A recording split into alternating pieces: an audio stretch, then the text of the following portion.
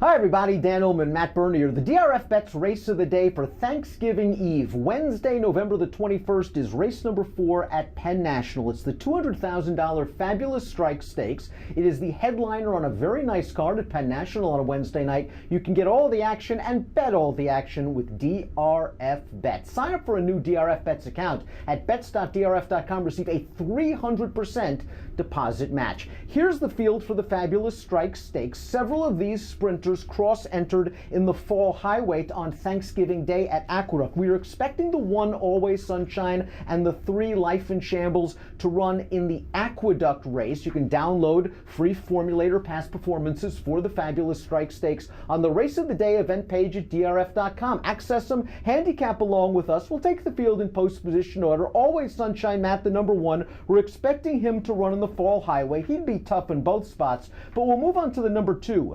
Midtown Charlie Brown. I liked his race 3 starts back. It was a race that preceded a little bit of a layoff, and he just hasn't been the same since.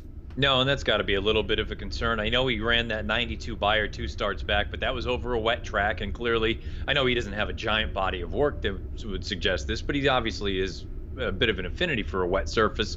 The most recent run was certainly disappointing, and now you do have to wonder, did something go a little bit amiss with that sort of 3 or 4 month gap there between the run in July and at the beginning of September? On his best day, from a time form standpoint, he fits. From a Beyer standpoint, he's a fringe contender.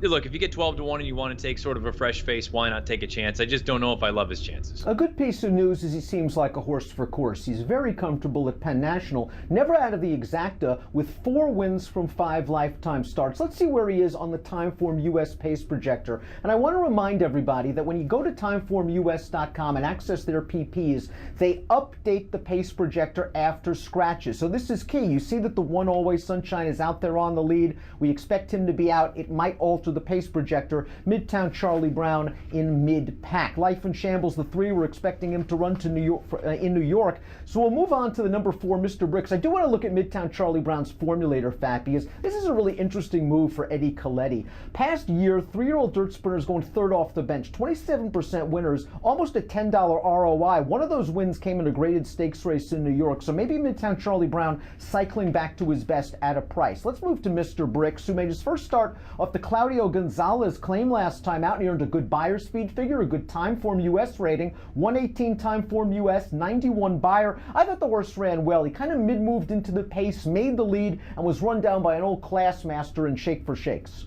The other thing I like about this horse, if you like that Timeform Pace Projector where you've got that red bar and you've got 3 horses that are possibly up there dueling it out, he could work out a beautiful trip in this spot. I'm not terribly concerned with something I'm sure many people will look at and sort of have a little bit of side eye with, the fact that he's only 1 for 7 at the distance and 5 times second. That doesn't really bother me, especially because we're dealing with really, I think, a totally different ball game now with Claudio Gonzalez. Like you say, had a really fine effort most recently. I think you take a step forward, second off the claim. I think this horse is interesting, and you might get somewhere, I don't know if you get 8, but maybe you get 5 or 6 to 1. Let's move on to the number 5, Even Thunder. This horse is cutting back in distance, but once upon a time was a really solid sprinter, a multiple stakes winner at this 6-furlong distance, cutting back in distance off some decent performances going long, but you love this claim stat. Well, I mean, you have to look at it.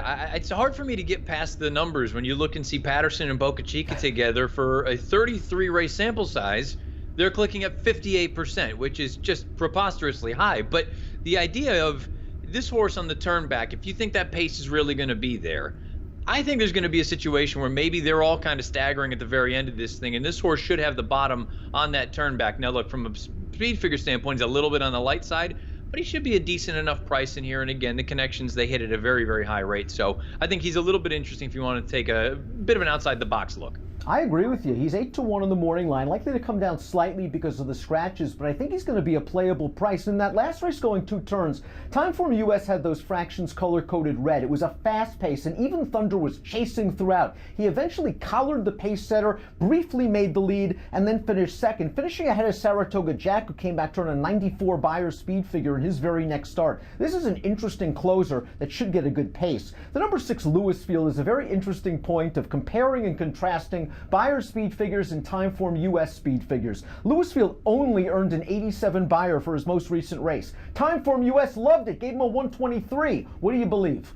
Yeah, it's really one of those interesting things. And for folks that have never looked at Timeform US, I would encourage you to go over and take a look. Keep in mind, Timeform usually for their numbers, the big numbers that you can see in their paper anyway, they incorporate the pace situation. And that's why you got that 123 final rating, because he was up there with those hot fractions early on.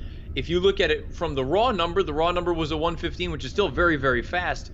But the way that I've looked at it, and I've had some people tell me they know much more about it than I do, a rough sort of estimate between the two should be about 20 points, where the Timeform number could be about 20 points higher than the buyer. If you believe that, the buyer for this horse for a number of these races might be a little bit on the light side. The real question I have about Lewis Field in a race like this, how fast are they going to go early on? Because his game is speed, and if they just throw it down early on, I don't know if that necessarily helps him. He is certainly one of the classier runners in here. I would just be afraid of that pace kind of being to his undoing. The scratch of the 1 is going to help Lewis Field out a little bit. He's certainly faster than the closer, Even Thunder. I think he's a little bit quicker than Mr. Bricks and Midtown Charlie Brown, so he might have to deal with the 8 Mesotherm early. But breaking from the outside, maybe that horse will sit a little bit. He'll certainly be in front of Rockin' On By in the early portion of this race. What a nice horse this 7-year-old is. 61 starts. He's hit the board in 40 of those races. The problem is he's only won 7 of them. 20 runner-up efforts claimed by the dangerous Gonzalez barn. He's another one like Even Thunder. You give him some pace, he'll come rolling late. Yeah, he's going to really appreciate it if they throw it down early. But you brought up really the piece that I would have a concern with if I was trying to back this horse or make a case for him. He likes to just nibble a little bit. 33 times in his career he's run second or third, and like you say, only those 7 wins. To me, he's a nice horse to use underneath. Mesotherm made my out-of-the-gate horse watch for his most recent effort for Lacey Gaudette. Visually impressive, 96 Spire speed figure. Timeform US wasn't his kind. They thought that he was able to control a moderate pace against weaker competition and kept right on going. This horse didn't make his debut since April of his 5-year-old campaign. He's obviously had a lot of problems, but it looks like he's figured it out. He's never been off the board, and if he can sit a little bit off Lewis Field, he should be in prime contention turning into the stretch, but he's getting his first class test.